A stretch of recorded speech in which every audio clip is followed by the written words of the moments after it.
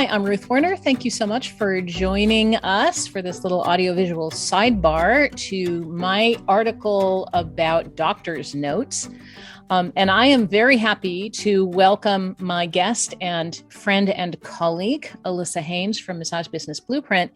And it was really a communication and a mutual frustration that Alyssa and I share that got this whole thing started. So Alyssa, why don't you talk about that a little bit? Oh, I know that a while back I'd heard you mention in a whole bunch of your podcasts for ABMP about how you could certainly ask for a doctor's note, but the people responsible for giving permission for this massage to be performed are the massage practitioner and the client. And I know that I asked you to make an episode that was all that, and you were like, "No, do it yourself." So I did. I made a Massage Business Blueprint podcast, and I think I wrote something as well.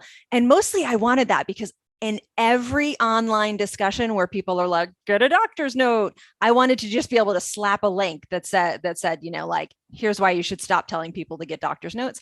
And so it was completely selfish. And I ended up having to do it myself. Thanks, Ruth. And it came up again a couple of months ago when I was in a class and the instructor was like, you should get a doctor's note. And I'm like, why would I do that? And I got a little snarky, sorry, and approached you, talked to you a little bit about it. Surely not. But it must have been okay because a few weeks after the class, the instructor was like, you mentioned that you have given clients info to ask their practitioner versus you calling a doctor yourself.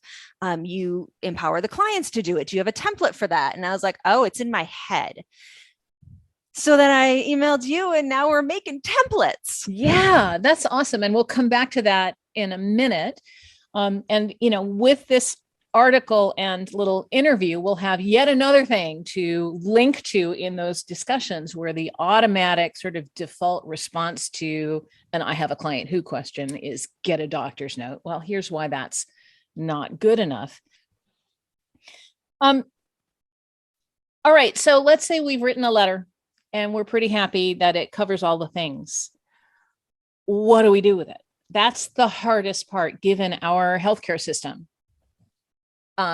Is how do we get this communication in front of the eyes of the person who needs to see it? And how do we decide how long to wait for a response? Yeah. Right. Yeah.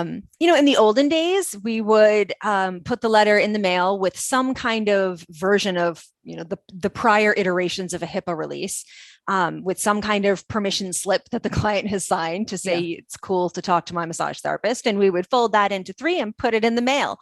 Or we would fax things to the doctor's office, which faxing is still, if you call ahead and you can get a great receptionist, faxing is still good because that is considered secure enough to be to comply with privacy laws. And so most doctors, their fax number is right on the website, right on their business cards, all over the place. So, but you need to chat with someone at the office prior. Otherwise, who knows where that fax is going to go? Also, who has a fax machine outside of doctors' offices, right? So nowadays, it can be trickier. Sometimes you need to get that. Sometimes it's not a letter, it's a conversation, right? So you've gotten your permission slip to the office so the doctor knows that the client, that it's okay to talk to you. But you got to call and you got to get past a gatekeeping receptionist. And they are very good at what they do, as well they should be. And then you got to wait for a callback, which is really tricky for us because we're in and out with clients all day. Physicians and such cannot be going back and forth on regular email with you about client information that does not meet the privacy criteria for all of our laws. So there's a couple options. You can call ahead, you can fax it over, you can have the client bring it in to their appointment, which back in the early days when I had my first client with cardiac complications, that's what I did. I wrote up my letter and it was way over more than it needed to be. It was ridiculous, but I was new and I was scared, right? And this client was totally cool. So he brought it to his cardiologist who was like, whoa. And, the cardiologist just wrote a note on the bottom that was like, it's okay to do this. Light pressure's fine. Call my office if you have any questions. Like, it was lovely. Nice. But even then, like I have never had the ability to like just blind call a doctor's office. Like, I'm not that personable. I have super social anxiety, right? So I would send written stuff in with the client for their next appointment, or ask them to drop it off at the doctor's office, hand it to the receptionist, make note that it needed to reply for them to get massage care.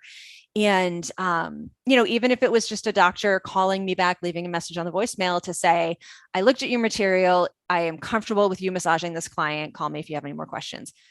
That's great.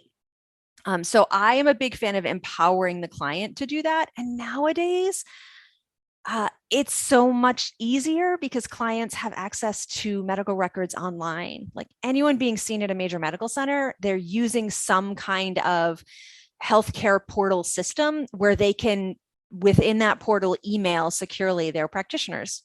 So I give clients verbiage to send to that practitioner, and then the client gets a response and shares that with me.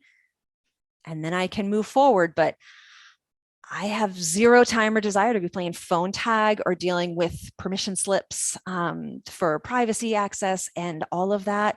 It's not my bag. So I empower the client.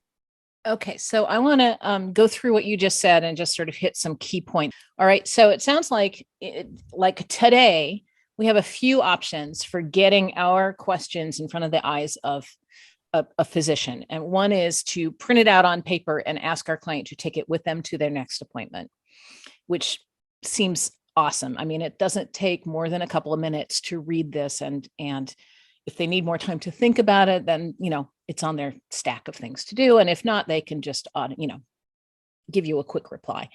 So there's walking it into the office. It seems like maybe even a massage therapist could do that and say, this is in reference to Mrs. Gonzalez. Sure. Whatever. Or, if faxing is a possibility and that's a good line of communication, that would work.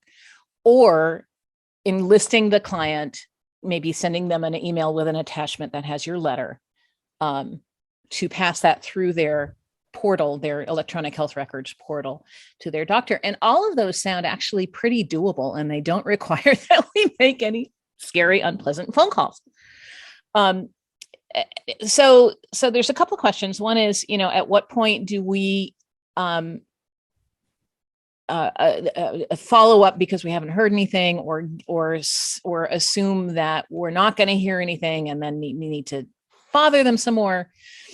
So let's start with that one. Do you have any ideas or suggestions about that? Well, you're probably going to have that client's next appointment booked. And you can make note of that in your communication that directly with the doctor, or that you have had the client pass on. They are booked for August 22nd. I'm hoping to move forward with that appointment with your input. Not your permission.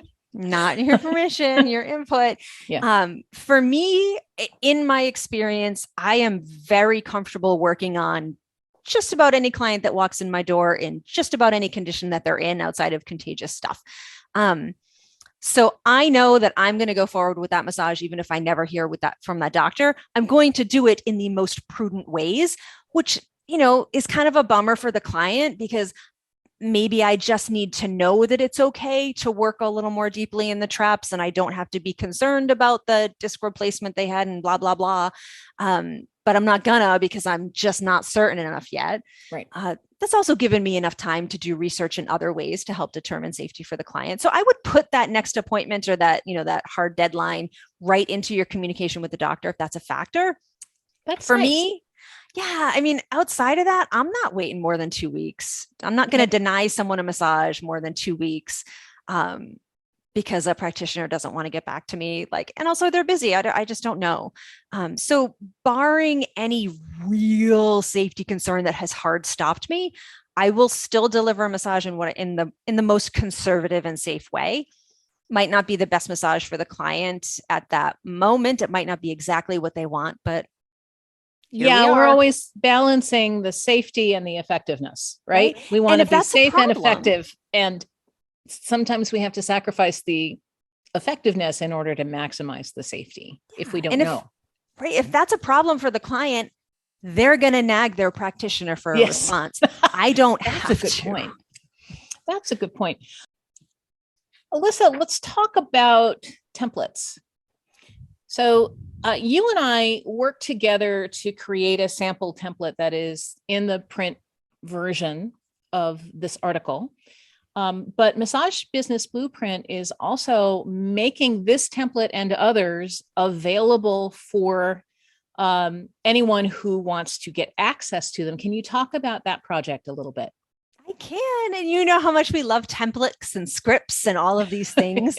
So that nobody has to feel like they're working from nothing. It's so much easier. You don't have to start from scratch. Right. Just to have something in front of you to edit instead of having to create is so much less terrifying. Right. So you can go to massagebusinessblueprint.com/communication templates and free download an ebook form of just the template in the article, as well as a few other customized ones. We have one that is very specifically exactly what you say to the client, and then the text of what they would send on to their practitioner. Nice. We're going to throw a few in there for specific health issues. A few of the very common ones we have, like a client on blood thinners who tends to bruise easily. So in this case, you want a little bit of input. Maybe a client with some kind of joint disorder that makes them more likely to have dislocations. So a few like EDS. Yeah. Yeah. So, and that's, more and more common, or like the postural orthostatic tachycardia syndrome that we're seeing more and more with long COVID patients. A handful of common issues. We'll get some templates up there with some of that verbiage in there so you can play with that and be a little less terrified to make a mistake when you're talking to a healthcare practitioner, if you're like me. And you could take one that's about blood thinners and change it to make it about high blood pressure medication and, feeling logy or fatigued. There's all kinds of ways you can manipulate these to make them work for you. So I want to thank you so much. What do people have to pay for these templates, Alyssa? I'm glad you asked, Ruth, because it's 100% free. Yay. You do need to provide your email address so we can send you the link for the templates. And if you don't like our emails after that, you click the unsubscribe button and no harm, no foul. There's no charge. This is important that we all have these in our office. If only because it gives you, even if you're never going to communicate with a healthcare practitioner, these templates and this whole thought process gives you such better verbiage to speak with your clients about the adaptations you make so that massage is safe, and also to just talk to people about massage when they say, is massage good for my mother's neuropathy? You can say, yeah, there's a few considerations. And then you just sound smart, right? Like you sound like a massage therapist who is aware that massage is wonderful and also something we have to be mindful about. Yeah. So great. I love it. I love scripts and templates. Well, and I really appreciate your lighting the fire under my feet to work on this project. It's something we've been talking about for a while, and I think it has lots of ways we can apply it. So Alyssa Haynes of Massage Business Blueprint, thank you so much for joining me for this little interview. And I think it's going to be really important. Thank you for having me. All right. Take care.